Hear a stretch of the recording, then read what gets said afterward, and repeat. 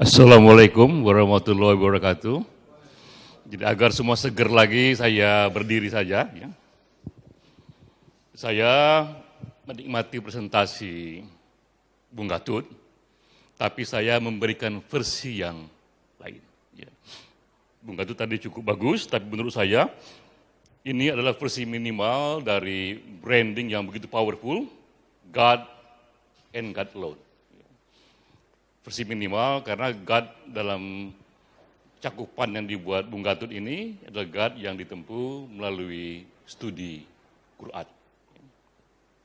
Nah, ada lagi versi yang optimum atau yang maksimal adalah beriman pada Tuhan melalui jalan agama ataupun bukan jalan agama. Jadi God with religion and God without religion.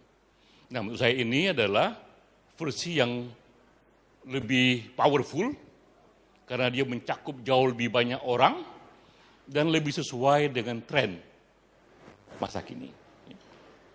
Tinggal memang kita mencari ramuan yang pas untuk forum ini. Ya. Saya cerita mengenai riset terakhir yang dibuat oleh Pew Research tahun 2015. Ini mengenai generasi milenial, yaitu mereka yang lahir setelah tahun 80-an. Ini generasi sosial media ini ya. Ditanya kepada mereka, saudara-saudara sekalian, bagaimana attachment-nya pada agama. Ditanya tahun 2007, ditanya lagi tahun 2014. Tahun 2012 diterbitkan. Dan ternyata ada tren yang besar di sana, di kalangan anak muda ini, yang juga mungkin akan terjadi di banyak tempat lainnya. Tren yang semakin besar, orang-orang yang tak lagi merasa nyaman meng-attach dirinya kepada agama-agama besar. Ya. Di tahun 2007 jumlahnya masih 16,6%, di tahun 2014 sudah menjadi 22,8%. Dan diduga jumlah ini akan membesar, yaitu lahirnya generasi baru yang merasa agama tak lagi bunyi pada dirinya, tapi masih kuat pada dirinya untuk percaya pada the higher being, ya, kepada the higher self itu. Nah, ini situasi di mana ada juga situasi orang ingin God and God alone, namun tak lagi lewat agama yang besar. Nah, ini juga menurut saya satu segmen yang akan membesar yang juga bagus jika juga ditampung dalam platform yang keren banget ini, God and God alone. Ya. Yang pertama adalah tren generasi milenial, mengapa jalan Tuhan tidak melalui agama juga penting. Ya. Karena trennya itu membesar segmennya. Tren kedua adalah berkembangnya sains yang masuk ke dalam sejarah agama. Dari arkeologi dan juga dari ilmu sejarah ya. Karena bagaimanapun dalam kitab suci ada banyak doktrin yang sifatnya gaib tapi juga banyak bagian tentang sejarah. Yang dengan sendirinya bagian itu bersinggungan dengan ilmu sejarah, bersinggungan dengan arkeologi, dan ilmu sejarah dan arkeologi memberikan juga gambaran yang berbeda mengenai apa yang sebenarnya terjadi seperti digambarkan oleh kitab suci itu. Maka muncullah itu yang namanya biblical archaeology, itu arkeologi yang sengaja dia menggali kisah-kisah dalam Bible. Atau kemudian muncul juga revisionis dalam sejarah yang mencoba menafsir awal dari munculnya Islam, yang kita diskusikan kemarin di WA itu ya.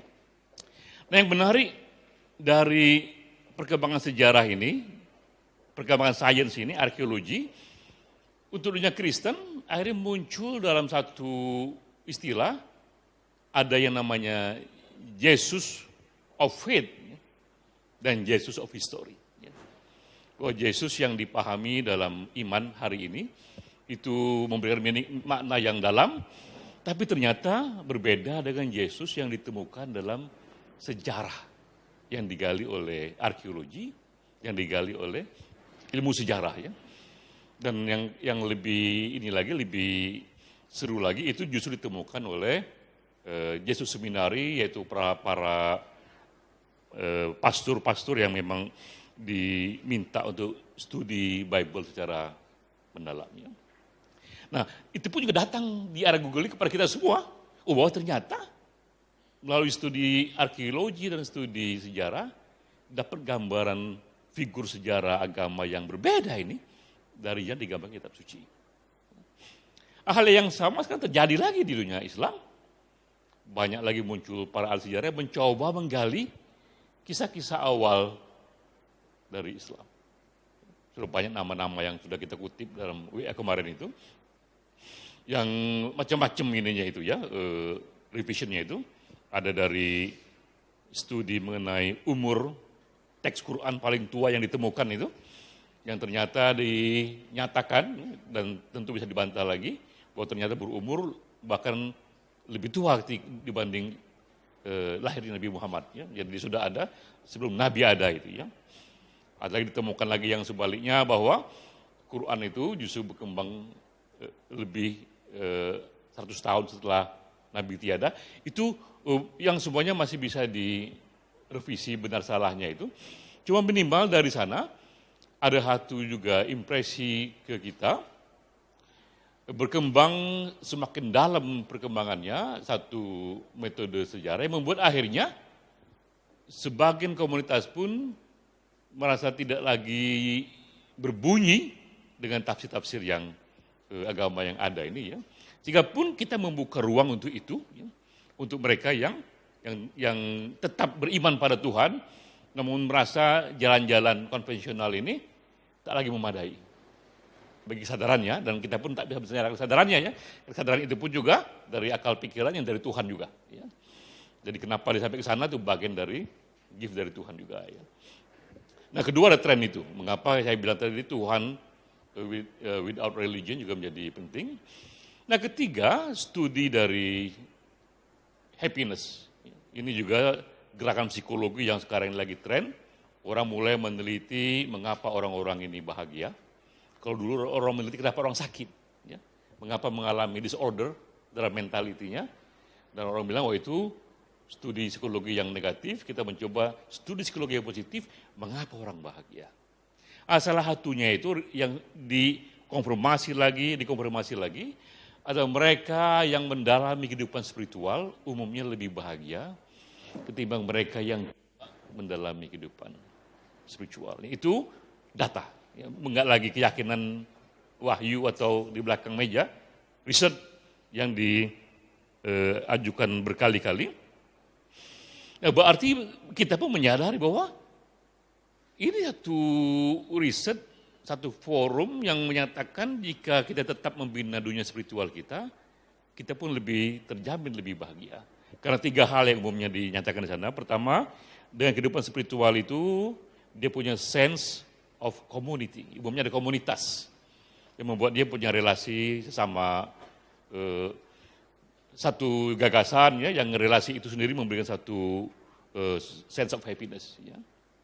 Kedua juga dengan kehidupan spiritual itu dia punya sense of purpose, kehidupan dia lebih punya tujuan ya, dan mereka yang hidupnya lebih punya tujuan ya, yang lebih menyatukan dirinya pada sesuatu yang lebih besar ketimbang dirinya, itu pun juga memberikan emosi yang positif. Nah ketiga, karena agama-agama spiritualitas itu esensinya juga memberikan satu prinsip-prinsip kebajikan. Itu pun juga ada risetnya berkali-kali bahwa mereka yang melakukan kebajikan, bahkan secara random sekalipun, memberikan efek emosi yang positif. Nah dari 3 itu kita meyakini bahwa kehidupan spiritual itu sudah benar, ya. Meyakini Tuhan itu sudah benar, bukan saja benar karena kita yakin secara pribadi, tapi juga secara sains dibuktikan bikin kita lebih bahagia. Tapi jalan ke sana harus semakin besar sekarang ini. Bisa melalui versi minimal yang bagus juga, yang tadi Bung Katut sudah sampaikan, yaitu versi Quranik ya, studi Quran yang lebih metodis, saintifik. Tapi bisa juga ada di luar sana melalui jalan agama yang lebih luas, bahkan juga dengan jalan yang tidak agamis. Tapi tetap ada kerinduan itu ya. Tren itu sudah ada ya.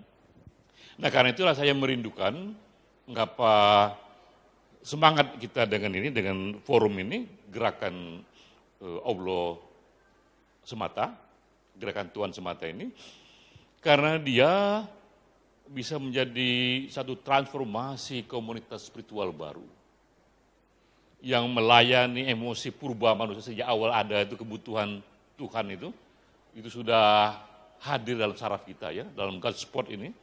Jadi dalam neuroscience, semua riset mengenai neuroscience itu ditemukan ada God spot dalam pikiran manusia, itu membuat dia terus mencari siapa Tuhan itu. Tinggal konsep Tuhan yang berubah ya. Tapi kebutuhan akan Tuhan itu besar, tapi konsep Tuhannya yang berubah.